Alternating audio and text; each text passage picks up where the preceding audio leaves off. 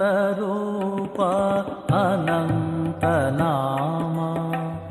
आदिमूला नारायण अनन्तरूप अनन्तनाम आदिमूला नारायण अनन्तशयना हे जगन्नाथ कमलनयना हे माधव अनन्तशयना हे जगन्नाथ कमलनयना हे माधव करुणासागर कालिङ्गनर्तन करुणासागर कालिङ्गनर्तन हे कृपा सिन्धो कृष्ण हे कृपा सिन्धो अनन्तरूप अनन्तनाम आदिमूला नारायण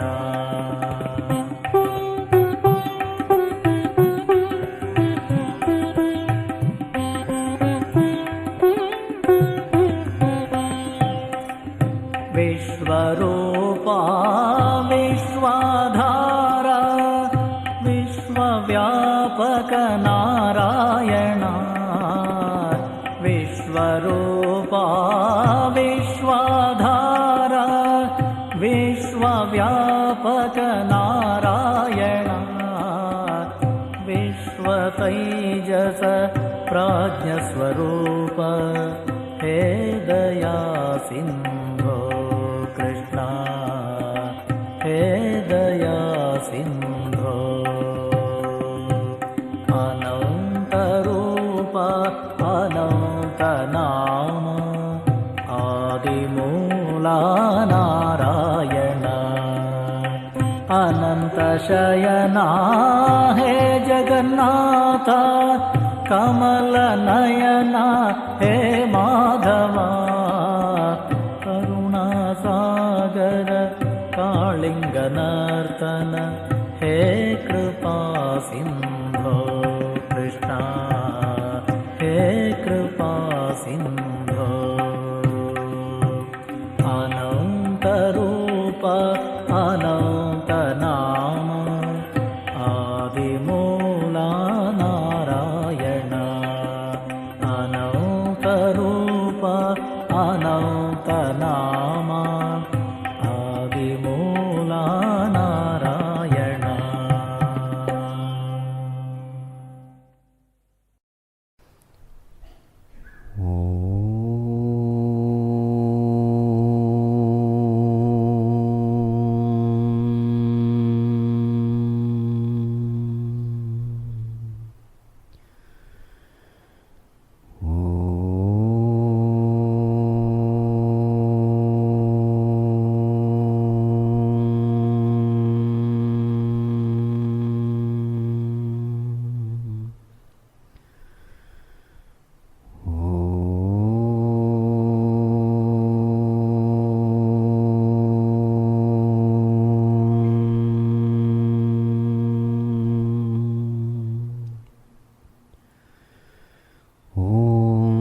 सहना भवतु सहनौ भुनक्तु सह वीर्यं करवावहै तेजस्विनावधीतमस्तु मा विद्विषावहै ॐ शान्ति शान्ति शान्तिः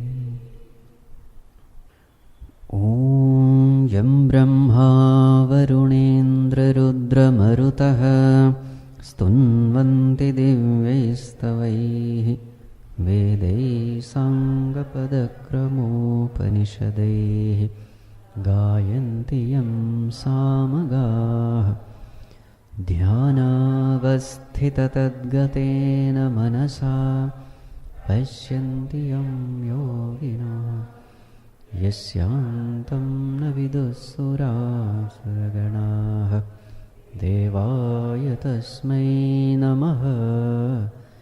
Devaya tasmai namaha. Let's chant together. Om Shri Paramatmane Namaha. Atha Ashtamodhyayah. Akshara Brahma Yogaha. Arjuna Uvacha. Kim tad Brahma kim adhyatmam. Kim karma purushottama. Adhibhutam cha kim proktam. Adhidevam kimuchyate. Adhiyajñah katham kotra. Dehesmin madhusudana. Prayanakale cha katham. Neyosi niyatatmabhihi. Shri Bhagavanuvacha. Brahma paramam svabhavodhyatmamuchyate. Bhuta bhavoddhavakaraha. Visargah karma santnitaha. Adhibhutam ksharo bhavaha. Purushaschaadhidaivatam. Adhiyajñohamevatra. Dehe deha bhritamvara. The 8th chapter begins with a series of questions raised by Arjuna. And what are those questions all about? Those questions are related to some of the terms which Bhagavan had used in the 7th chapter. So in the 7th chapter, Bhagavan had said, those people taking refuge unto me, holding on to me, to escape from this old age and death, jara marana mokshaya, to put an end to rebirth, they hold on to me. Such people, at the time of death, they know me along with Brahman, along with karma, along with adhyatma, along with adhibhuta, along with adhideva, along with adhiyajna. So those people holding on to me at the time of death, they are able to hold on to me. But along with it, they also know these 6 things. So naturally, Arjuna had this question. Bhagavan, you never mentioned these terms before. Already 7 chapters are over. I am hearing for the first time these terms. So therefore, naturally, the question of Arjuna was, Bhagavan, what are these 6 terms? Kim tad brahma kim adhyatmam. Kim karma purushottama.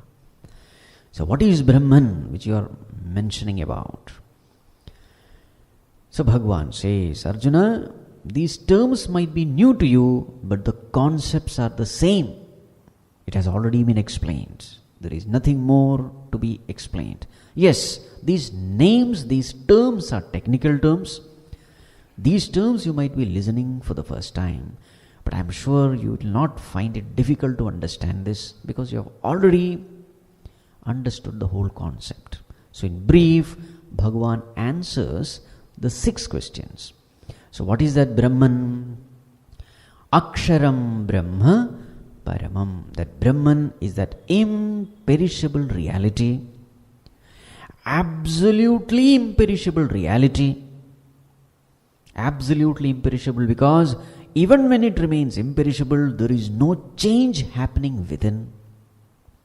So it is that imperishable consciousness which is existence, consciousness, bliss. Satchit Ananda, which is the very reality, which is the very substratum of the whole universe. And then what is Adhyatma? The very same reality when discussed with respect to the individual, Adhi Atma, pertaining to the Atma, to the self, to the individual self. That very same Brahman becomes the supreme self, becomes the very nature of the individual. Swabhavaha adhyatmam uchyate. So that very same Brahman, with respect to the individual, is called Supreme Self. So what is the nature of Supreme Self? The very same nature of Brahman is the nature of the Self also. There is no difference. Just like the wave and the ocean. Ocean is also made of water, wave is also made of water. So the essence of the wave and the ocean, the essence is the same. So that is Adhyatma. What about karma? Karma is that bhuta bhava udbhavakaraha visargaha karma sanknitaha. So what is this karma? Karma is that because of which all beings come into existence. So all these beings are existing in this world. What is the one cause because of which a particular being is existing in a particular form, in a particular environment, going through particular experience? What is that one cause because of which that being is going through this experience? That one cause is karma, the past karma. So therefore we can say karma is visarga, that because of which we are able to create for ourselves the body, the environment, the world, the experiences, etc. So one meaning of visarga is special creation. Visarga, sarga means creation. Vi means special. Vi means personalized creation. Vi means secondary creation. What is primary creation? The Pancha Mahabhutas, that is the primary creation. With these 5 elements, I create a world of my own. Bhagavan Shankaracharya ji gives another meaning for Visarga. Visarga means offering. Visarjana, offering. So that is also a beautiful term. So every one of us, we can contribute something to the cosmos. How can we contribute? Through action. Bodily action, mental action, intellectual action, they are all actions. Through these actions we can contribute something to the society, something to the cosmos. And every being in this cosmos, not only just human beings, everyone is contributing something or the other to the cosmos. So that with which we contribute to this cosmos is called action. Visargaha karma sanknitaha. Now what is the next term? Adhibhuta. Adhibhuta. What is Adhibhuta? Adhibhutam ksharo bhavaha. This Adhibhuta is nothing but everything that perishes. Brahman is that which is imperishable. What is Adhibhuta? Everything that which perishes is Adhibhuta. So what about the old world, universe? Adhibhuta. Anything which perishes. What about Prakriti? Really speaking, Prakriti doesn't perish. In the modern language, what about matter? What about energy? Can we call it Brahman? Because the definition is energy can neither be created nor be destroyed. It can only be transformed from one form into another. So in which category will you put? Brahman category or Adhibhuta category? The very fact that matter can be transformed into one form to another, what does it mean? It is not Paramam Aksharam. It is there, but there can be modifications possible. That's what Einstein's equation is. E equal to mc square. Means what? Mass can be converted into energy. Means what? Mass will not remain as mass. It can be converted into another form. Means what? Mass is perishable. So it cannot be Brahman. Moreover, energy is something which is observed phenomenon. Mass is something which is observed. So observed cannot be the observer. So it cannot be Brahman. then where will you put it? You will have to put it in Adhibhuta category. And moreover, this Prakriti is not always there. At the time of Pralaya, everything goes into causal state. So in that sense, we can say matter is perishable. So the whole of Prakriti, the whole of visible, manifest, perishable, material world can be put under Adhibhuta. Very easy to understand. What about the next one? Purushaha cha Adhideivatam. What is Adhideva? So Bhagavan says it is Purusha. So we have to understand what is Adhideva. Deva comes from the term Deva. So who is a Devata? Devata is the presiding deity. Adhisthana Devatas. They have different powers. To understand in a simple way, each and every sense organ has an ability to perceive the corresponding sense objects. The sense organ has got the ability to perceive the respective sense objects. This ability to perceive the sense object, this ability comes from the Devata. But this Devata also gains this power from the Supreme Lord. So that Supreme Lord who presides over the presiding deities who control and decide the functioning of the sense organs, that Supreme Lord, when he does that function, his name is Adhideva. So this is another name of Bhagavan. When he is dealing with the Devatas, when he is dealing with the functioning of the sense organs, he gets a new name. What is his name? Adhideva. Then what is the next one? Adhiyatnyaha ahameva atra dehe. Next one is Adhiyatnya. So what is Adhiyatnya? So yesterday we have seen Yatnya is nothing but constant offering. So in this physical body, constant offering is happening. Shabda Sparsha Rupa Rasa Gandha, we are constantly offering into ourselves. Now the question is, who is the one who is consuming all of them? Unto whom is this offered? Who is that Devata sitting inside, who is consuming everything, who is the receiver of all these offering? So Bhagavan says, Adhiyatnyaha ahameva. Even that Adhiyatnya is me alone. Means what? This is the new name of Bhagavan. Bhagavan, when he becomes the consumer of all the sense objects, when he becomes a perceiver of Shabda Sparshas Rupa Rasa Gandha, then he gets a new name. What is the new name? Adhiyatnya. And where does he stay? In the very same body. So what does Bhagavan say?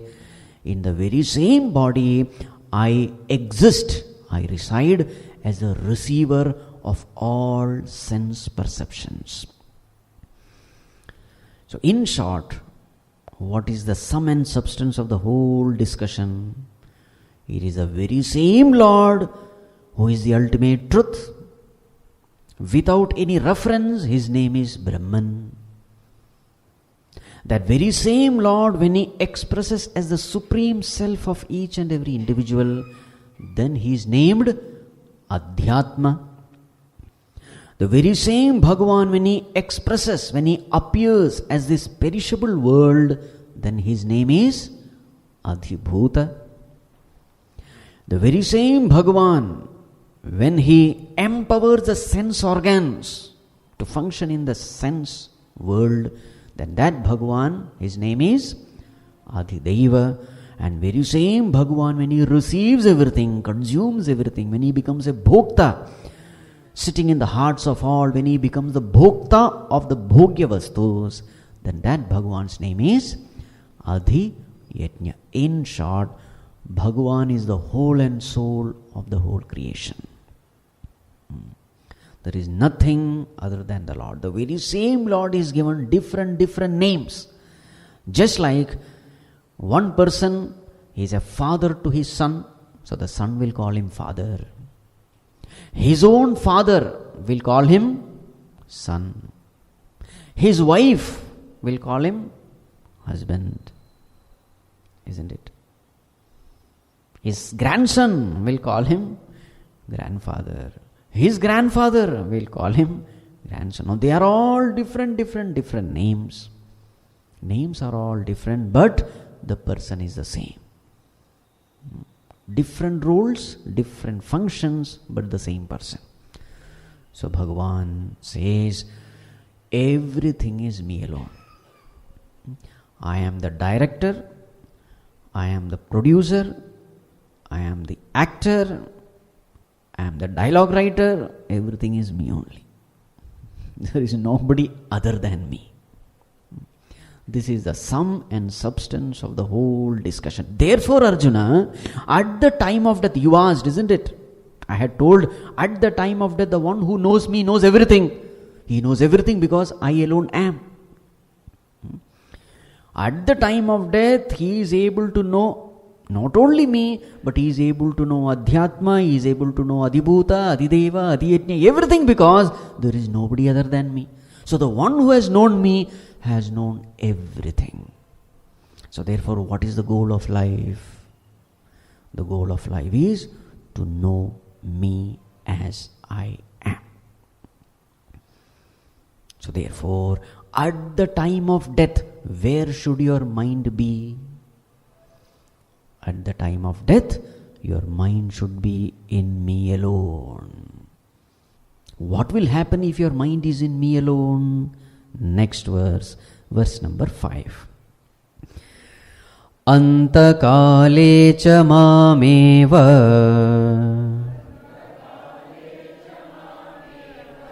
smaran muktva kalevaram yaf prayati samadbhavam याति नास्त्यत्र संशयः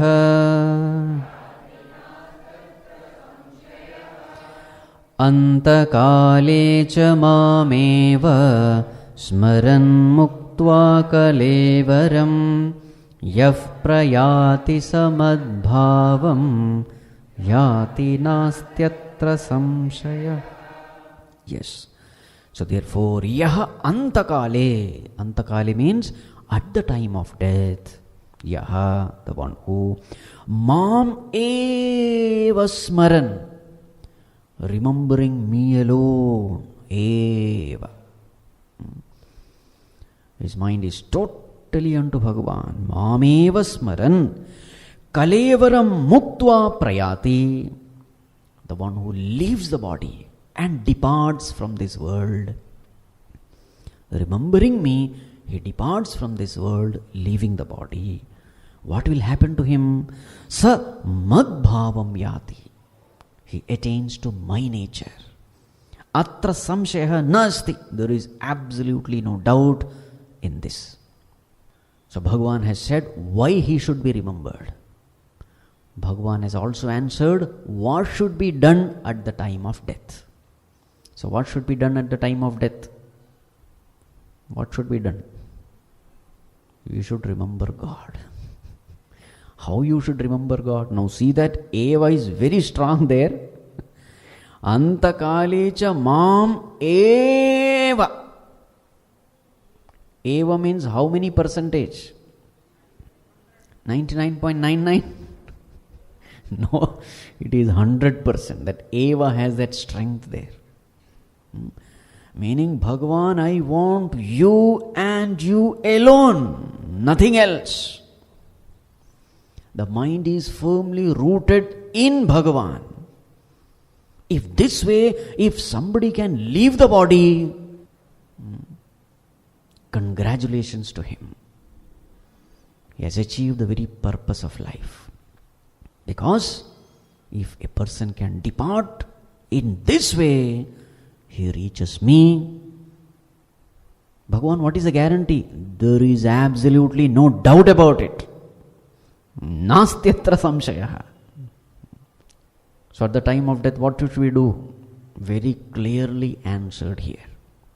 In Bhagavatam also, Shuka Brahma Rishi tells the same thing to Parikshit Maharaj. So Parikshit Maharaj, he was there, seated in the Ganges. taking a vow of fast unto death because he was cursed by a rishi that he will die in 7 days. So this is the question he asked to all the Rishi Munis who gather there. All the great Rishi Munis gather around him because he was such a great king. Parikshit was a very great king, was a great devotee of Bhagavan also. He was the son of Abhimanyu. Janamejaya is his son. Janamajaya's father is Parikshit. Parikshit's father is Abhimanyu. He was a great king, a great devotee of Bhagavan, but a mistake he did. He put that dead snake around that Rishi's shoulder, and because of which that Rishi's son cursed him that within 7 days you will die by the biting of Takshaka. So he was seated there, not knowing what to do. 7 days are there. What should be done? All the great Rishi Munis had gathered. Then he puts this question. Now that I have only 7 days, O Rishi Muni, please tell, what am I supposed to do? So this is how Bhagavatam begins, Srimad Bhagavatam. So at that time, Sukabrahma Rishi comes, the great son of Vedavyasa Rishi, who was always absorbed in Bhagavan, to such an extent that he was not even aware of his physical body. To that extent, he was merged in Bhagavan, with a body of just 16 years old, totally naked, but not at all bothered about his body. And then that Sukabrahma Rishi answers this king. What does he say?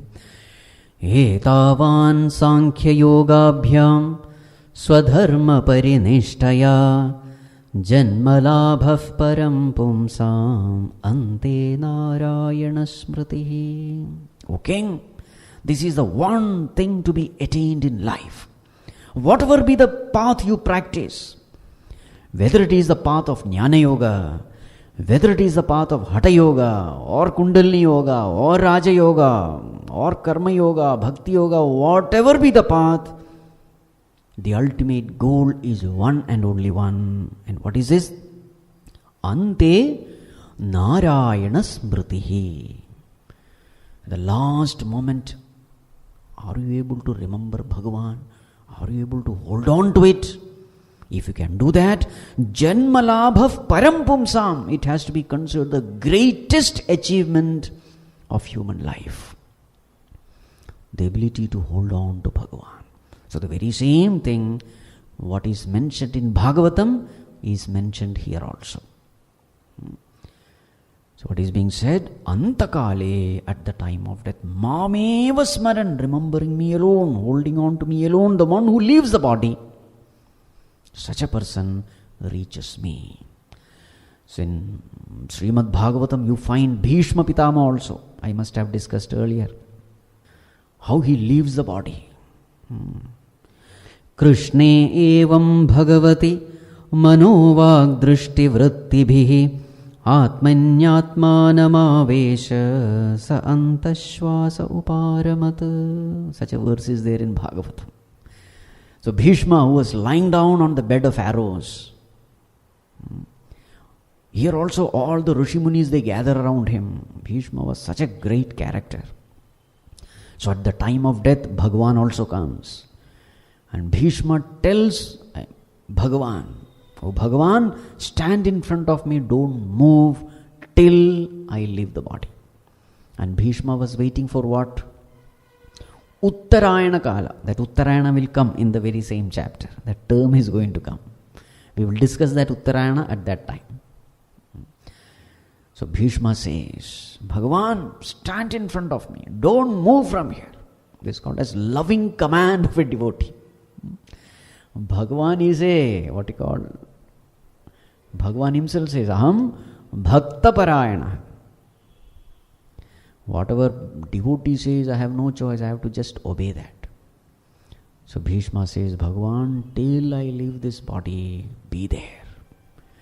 So with his speech riveted unto the mind, with his eyes riveted unto Bhagavan, speech riveted unto Bhagavan, eyes riveted unto Bhagavan, thoughts riveted unto Bhagavan, this way Bhishma leaves the body.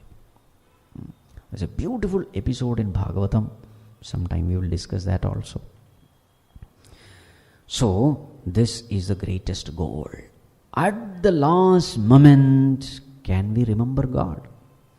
Now somebody may say, yes, why not? It's so easy. So Bhagavan, so I'll do one thing. Throughout my life, I will live the way I want.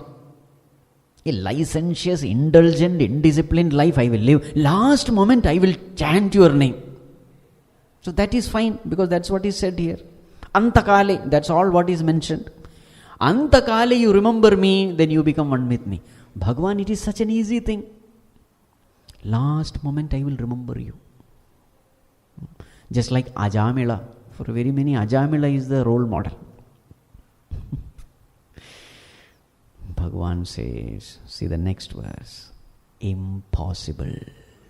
Why? Because there is a law. What is a law? A law is mentioned in verse number 6, a very important verse in Bhagavad Gita. Yam yam vapi smaran bhavam tyajatyante kalevaram tam tamevaiti kaunteya sada tadbhava bhavitah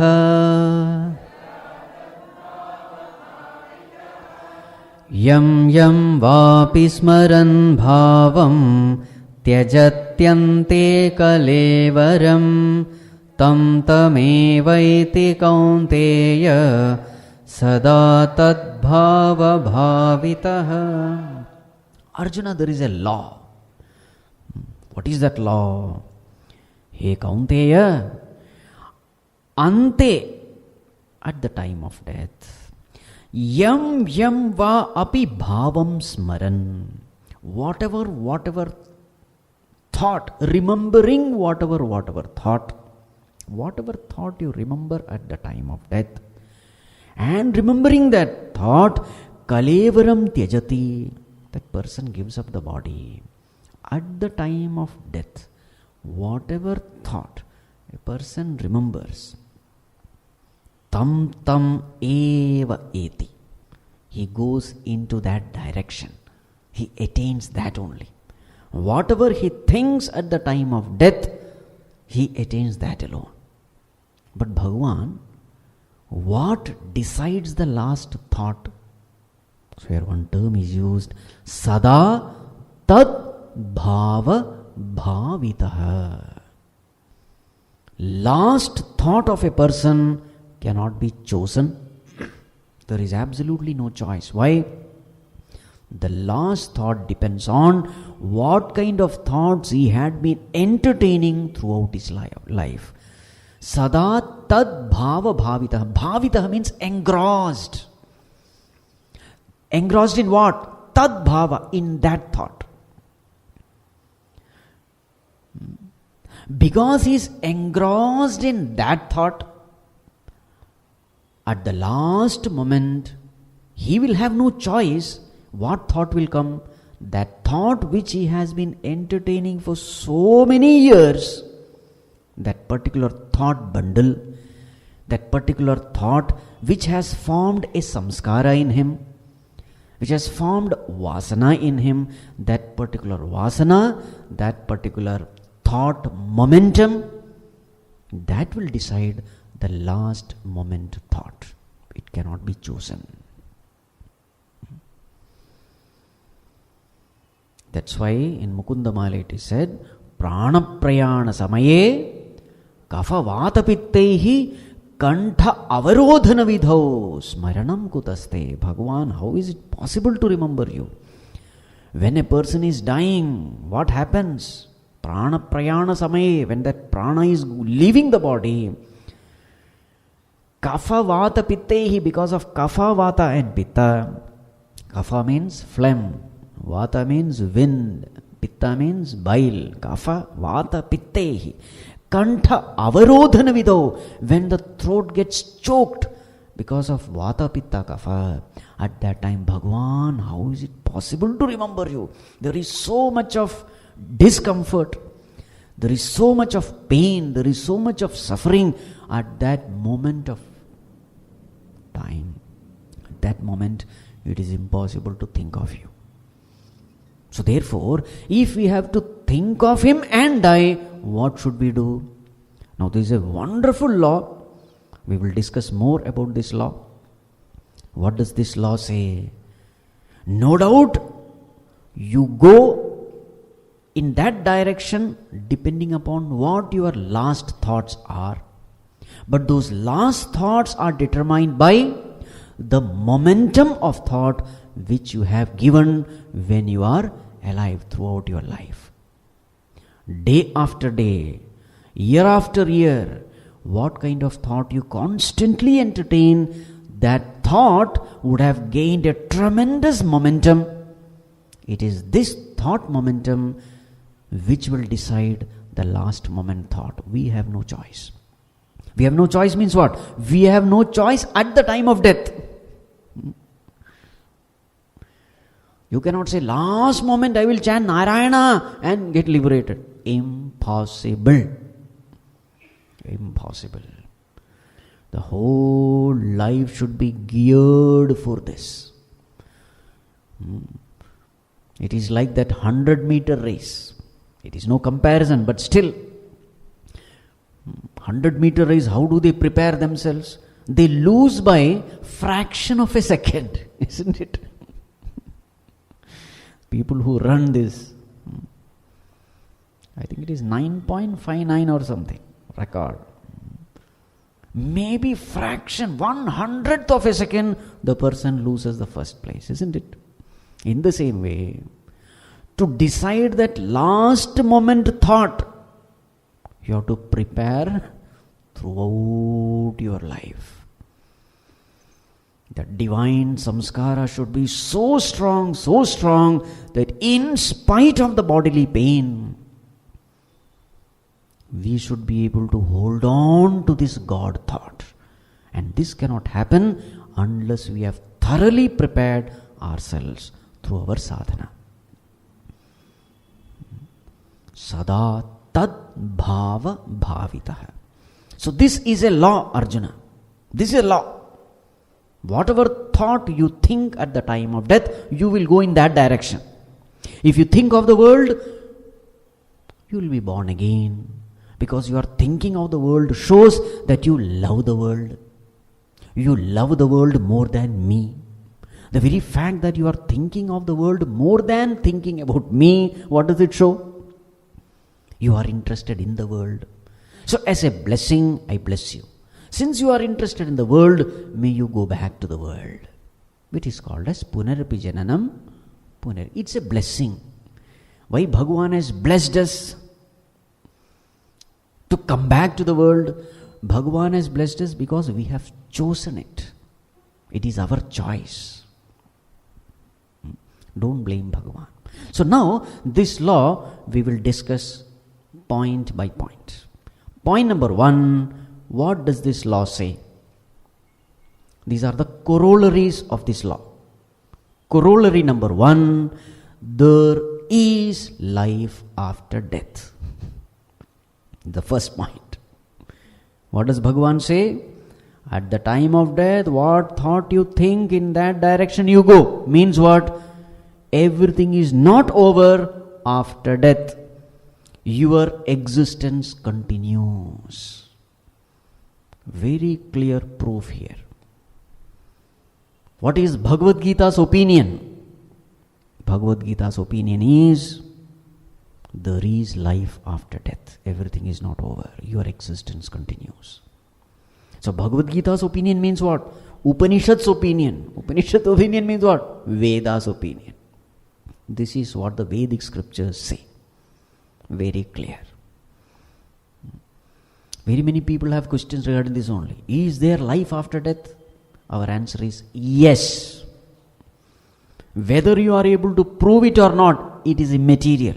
We don't care about it. We don't care about scientific proof. We don't care about scientific evidence. Very clearly the scriptures say it, so therefore it is true. This is corollary number 1. What is it? There is life after death. Now the question is, what decides this life? So what does this law say? Your own thoughts decide your next life. So what is the second corollary? Your destiny is not decided by some external force. Your destiny is decided by you yourself. You take the entire responsibility for your own destiny. Normally, what is the attitude of people? They are readily willing to put blame on somebody. I am like this because of him or because of her. You are like this because of you only. Don't blame the stars, the nakshatras and grahas, etc. Planetary position is like this, therefore I am like this. No, you are like this, therefore the planetary positions are like that.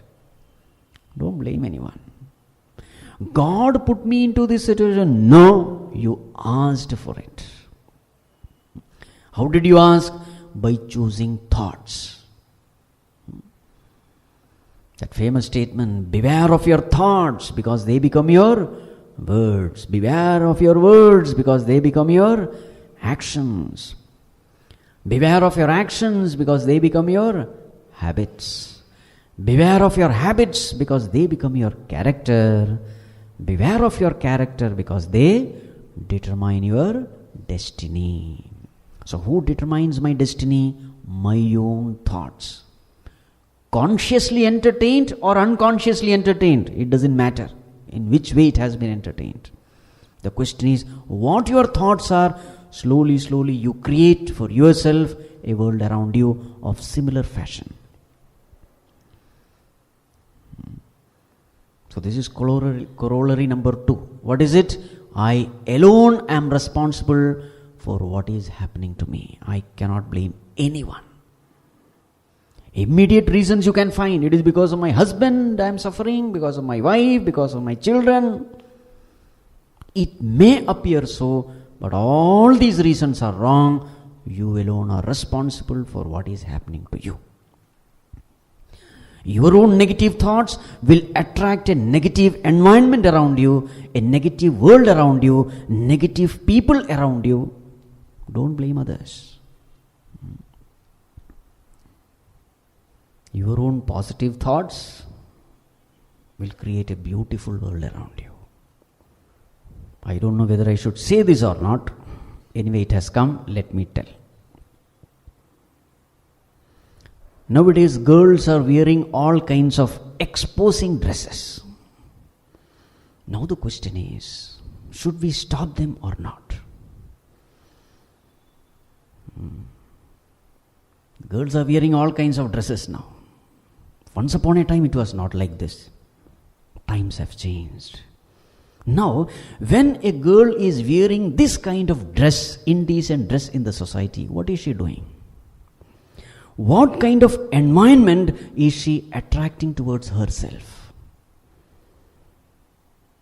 What kind of feelings is she instigating in the minds of others? Is it a good feeling or a bad feeling? Is it a pure feeling or an impure feeling? You think for yourself. Apply this law everywhere, please. So when a lady is wearing such kinds of dress, which is instigating sexual passions in the onlookers, so what kind of world is she creating for herself? What kind of people will approach her? Think for yourself. See, it is your freedom. What kind of dress you have to wear, it is your freedom. That is fine. But what kind of world are you creating for yourself? Is it good for you? And now in the newspaper, all these kinds of reports come, rape and this and that, etc. Who is responsible?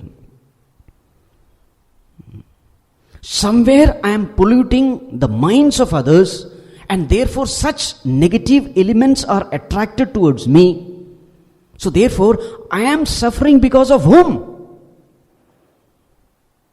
Somewhere I am polluting the minds of others, and such polluted people come around me and disturb me.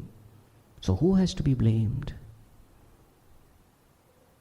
See, this law has to be applied everywhere. Whatever the problems are there in the society, you will find answer in this one verse. Whatever world I am creating for myself, that world is created because of me. That world is created because of my own thoughts. Now, do I have a choice to create the world around me? Yes. If I choose the right thoughts, I will be creating a right world around me.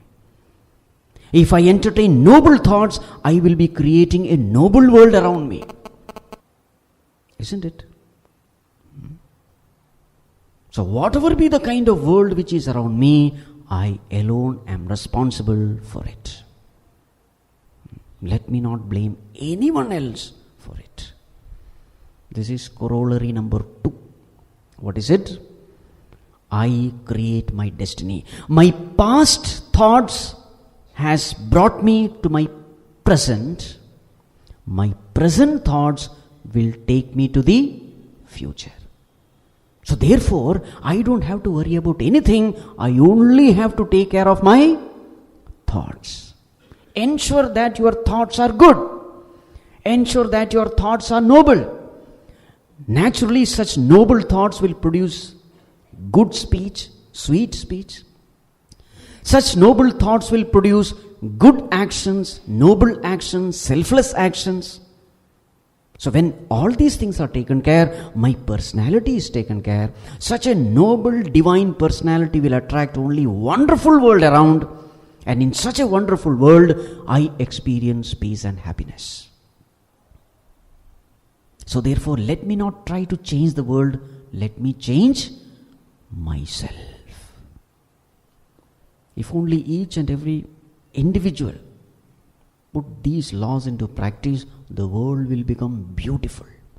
Our problem is, we are not interested in our faults, we are interested in the defects in others. The whole life is gone in trying to find fault with others.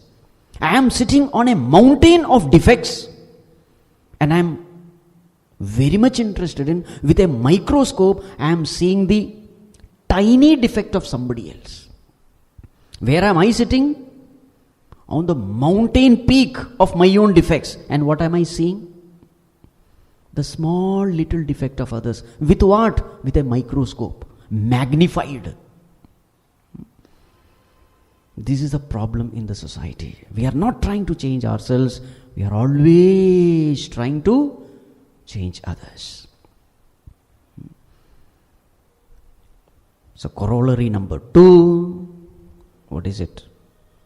I alone am responsible for my destiny. Corollary number 3. This law proves that this law is perfect, and it also implies a perfect law maker and a perfect law administrator in this cosmos. Everything is beautifully taken care of by the Lord in this world. So therefore, let me not worry about improving this world. As Pujya Gurudev used to say, this universe is not a chaos, it is cosmos. Everything is perfect. Give up this idea that I will change this world. You don't have to change this world. This world is perfect as it is. If at all you have to change someone, you change yourself. Swamiji, does it mean that is some injustice is happening in front of me and I should close my eyes, saying that this world is perfect? No. What it means is, if there is some injustice happening in front of you, and if you are capable of stopping that injustice, if you have power, if you have been blessed with the ability, then interfere. If you are not blessed with that ability, then cheerfully accept whatever is happening. If you can change a situation, try to change. But if you are not able to change, You should be able to cheerfully accept that you can't change the situation. That ability one must have. What ability? A situation is there, is a terrible situation, and I am in no position to change it. The problem is we keep on complaining and grumbling. Stop that. For example, some politician is corrupt, some politician is eating money. What can you do? No, I can't do anything. If you can't do anything, keep quiet. Whatever is happening is perfect. The road is full of potholes and this and that. These politicians are eating money. That may be true. But what can you do? I can't do anything. Then keep quiet. You should know where to interfere and you should know where to cheerfully remain silent. The moment you see the imperfection in the society and which you can't change, please don't forget that there is a supreme Lord who is taking care of the world. If He has willed so, that is the right decision. Who am I to question it? If you can practice this, the very same moment your mind will be at peace. The ability to cheerfully accept those things which you can't change. Then what will happen? Your mind will be at peace all the time. What you are capable of changing, try to change it. Those things which you can't change, don't change. This world is a beautiful place for all of us to evolve. And so Bhagavan has created enough opportunities for everyone to commit mistakes, suffer and to learn, because this is the way to progress. This is the way everyone has to evolve. We should commit mistake, we should suffer, and through suffering we become introspective, and through introspection we detect our mistake, and then we correct our mistake, and then we evolve. This is how life is. So therefore you will find lot of imperfections in the society. These imperfections are necessary to become perfect. So whenever you see such imperfection, don't get agitated. Always remember, this world is beautifully run by the laws, and there is a omniscient lawmaker and there is an omnipotent law administrator, that is Bhagavan. What is my job? My job is only one thing. Let me keep my mind peaceful, cheerful, noble, divine. This is my responsibility. And as far as this is concerned, I have total control, because this is my mind. What I should entertain in my mind, others don't decide. It is I who decide. And that's all what you need to do. Take care of your mind. Keep it as sacred as sanctum sanctorum. And once that is done, your job is over. Can't we do even this much? Do that which you can do. That's all what Bhagavan is saying. So what is to be done? Let the mind be kept divine through divine thoughts. Let the mind be kept pure, noble, peaceful, cheerful, with full of noble thoughts, divine thought. That's all what you need to do. Don't take the burden of the entire cosmic function upon your head. Not necessary. Unnecessarily don't worry. Reading newspaper, I don't know what will happen to this world. So many things are happening here, there. I don't know. Why are you unnecessarily bothered? People come together and discuss all unwanted things for hours together. As a seeker, you should put a full stop to such discussions. It is meaningless. It is worthless. It is a waste of time. It will just pollute your mind and nothing else. There is a big goal to be achieved in life. Time is precious. Don't waste in unwanted things. There are so many unwanted things happening in this world. Don't bother yourself with regard to all this. Don't get distracted. There's a great goal to be achieved. And what is that great goal? At the time of death, remembering God. That is the great God. Lot of preparation is necessary. We don't have time to waste. We don't have energy to waste. Time is precious. Yam yam vapi smaran bhavam tyajatyante kalevaram tam tamaiveti kaunteya sada tad bhava bhavitah. This is corollary number 3. Corollary number 4. What is it? Whatever efforts I am putting forth in sadhana, this law says it is never wasted. This is another great relief. So what is being said here? Life continues even after death. So whatever you have put forth effort in sadhana, in spiritual practice, nothing will go waste. This will continue. This is another corollary, a beautiful one, which gives solace to all seekers.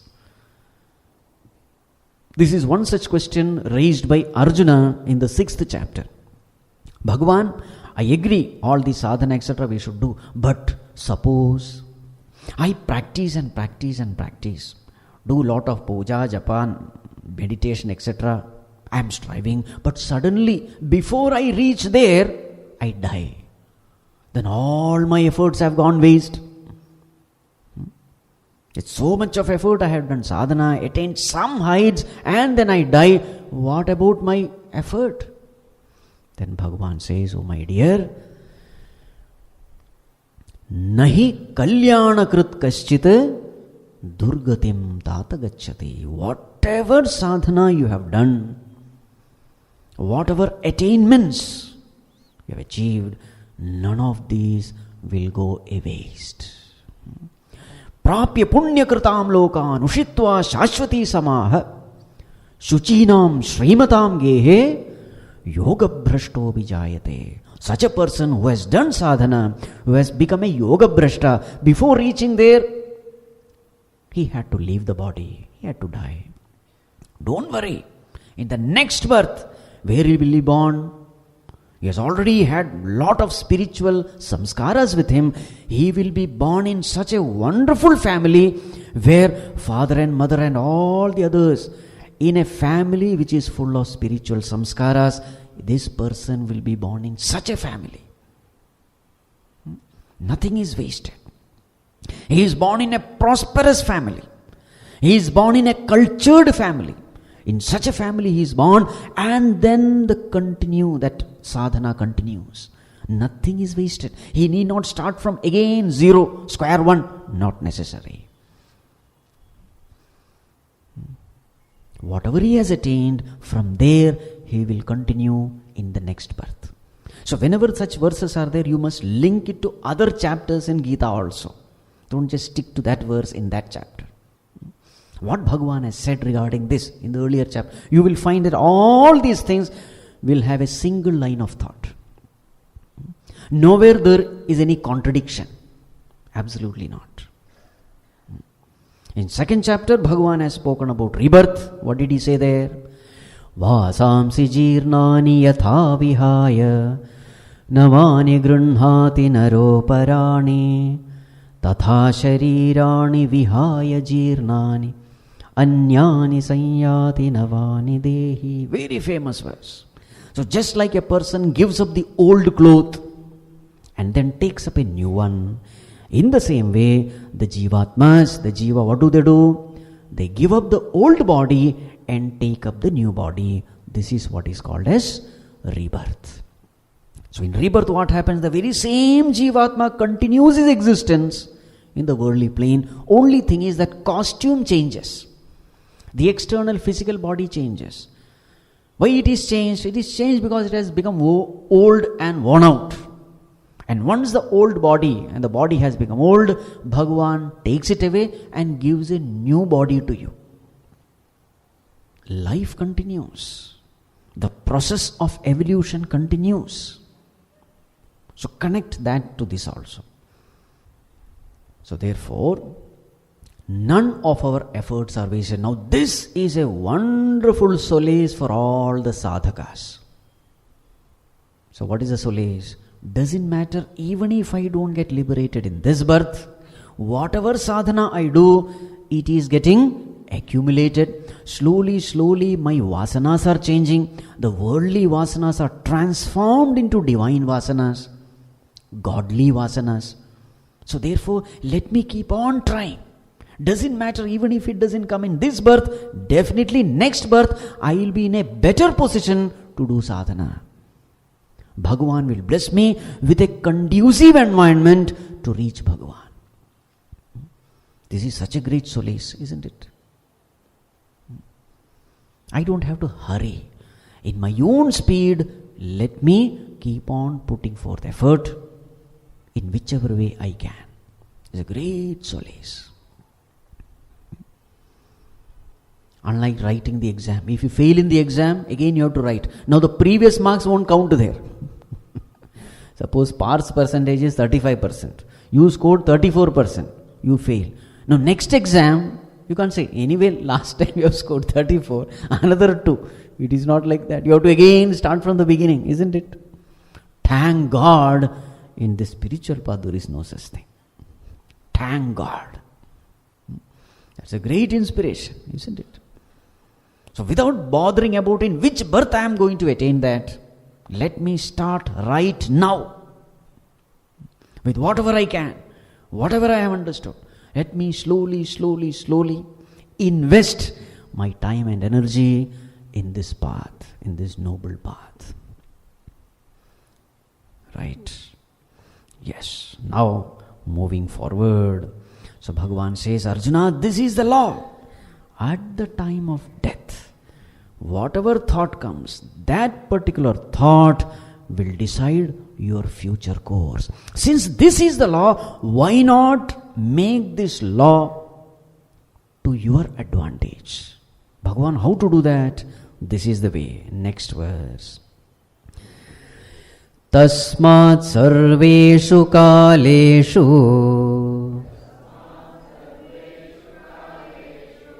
Mamanusmara yudhyacha Mayyarpitamano buddhihi Mame vaishyasya samshayam Tasma sarveshu kaleshu Mamanusmara yudhyacha Mayyarpitamano buddhihi Mame vaishyasya samshayam. Sambhukiti samshayah, sambhukiti samshayam. Both are right. Patha Veda, slight change. So therefore, Arjuna, because now this is the law. What is the law? At the time of death, that thought is very important. And that particular thought is decided by tad bhava bhavitah. Whatever thoughts you constantly entertain in your mind, that becomes a samskara, and that will be the last thought. Now that this is the law, so how can I bring this law to my advantage? What kind of thought do I want at the time of death? God thought. So what should I do? Increase the momentum of God thought. How can I do it? Tasmat, therefore, Arjuna, do this. What? Sarveshu kaleshu, all the time, mam anusmara yudhyacha. So all the time, what you should do? Mam anusmara, remember me. And then yudhya, fight. So this is the technique. If you want to create that Bhagavat samskara in your mind, constantly what has to be done? Constantly Bhagavan has to be remembered. Now a question will come. Bhagavan, do you mean to say that I should give up all my duties and then sit in my house and go on chanting Rama, Rama, Rama, Rama, etc.? Do you mean to say I should give up all my duties? So Bhagavan, see what is written, Mamanusmara Yudhyacha. Yudhyacha means what? Don't give up your duties. Don't say, Bhagavan, I want to chant your name, so I have given up all my duties and now. Bhagavan said, no, even as you are doing your duties, Smaranam should continue. Very important point. Because there are very many people who try to do this also. Try to escape from all duties. Lazy people. Don't want to do anything. So in the name of spirituality, Bhagavan is very clear. Very many people come to us and say, Swamiji, you are so lucky. All the time you can sit and chant Bhagavan. We have so many responsibilities, this, that, etc. What is Bhagavan saying here? Perform your responsibilities. At the same time, constantly remember Bhagavan. Now you may say, is it possible? It appears to be very impractical teaching. You have to do your work also and you have to remember Bhagavan also.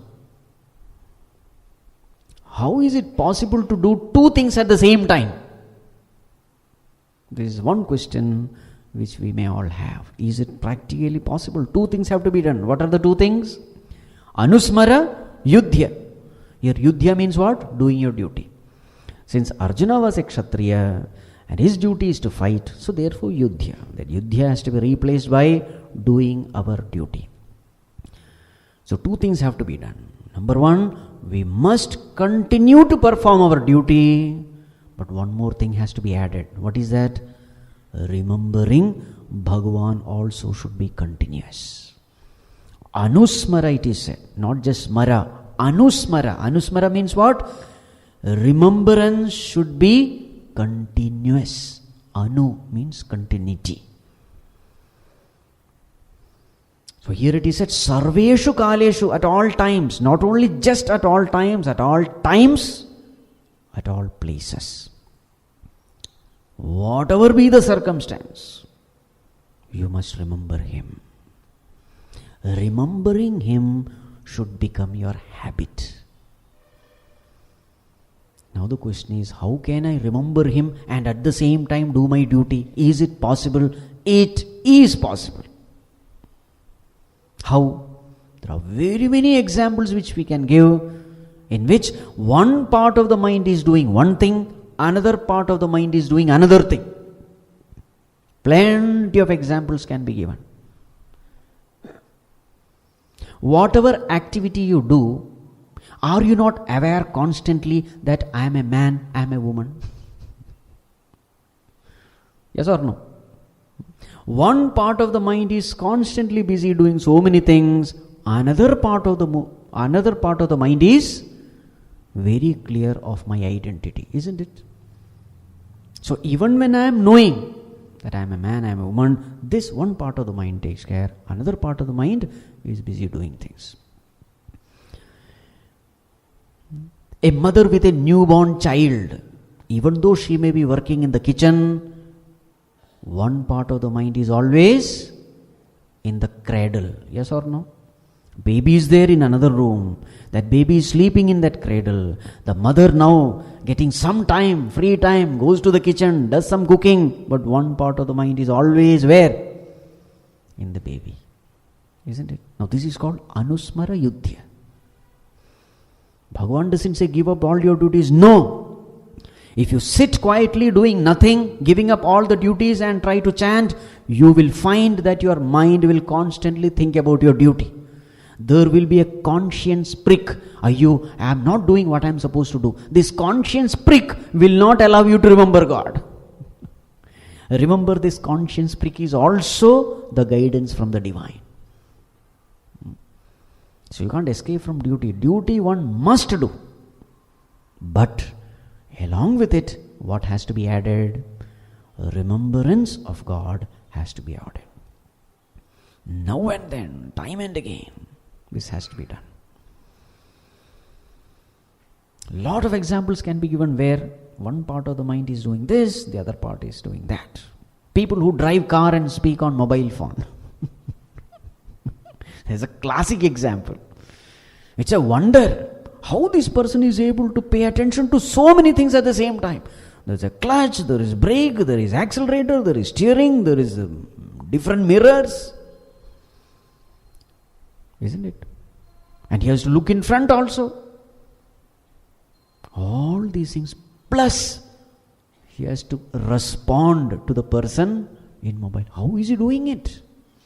So it means mind has this ability to take care of so many things. Pujya Gurudev used to give the example of these Rajasthani ladies who walk kilometers together to get water. Pot over pot.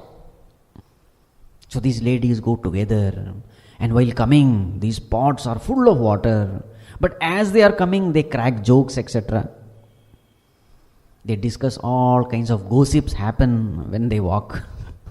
So even when they are involved in gossip, one part of the mind, where is it?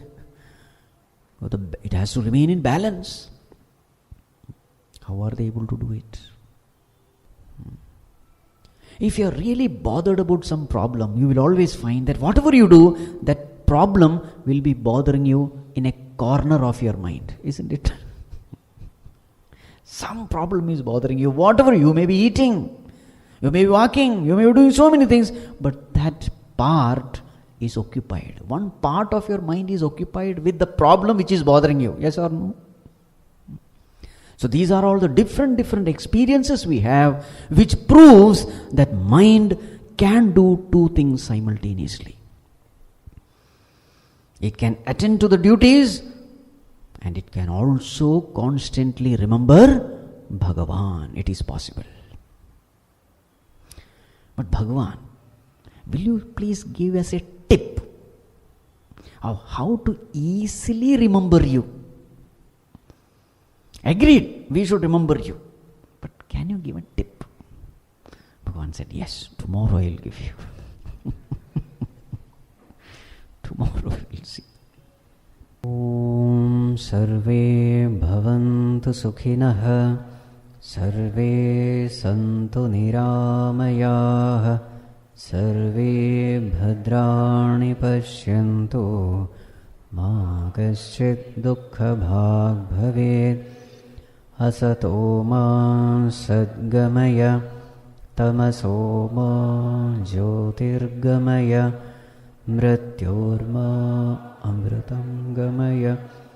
Om Shanti Shanti Shanti. Hari Om Shri Gurubhyo Namaha. Hari Om.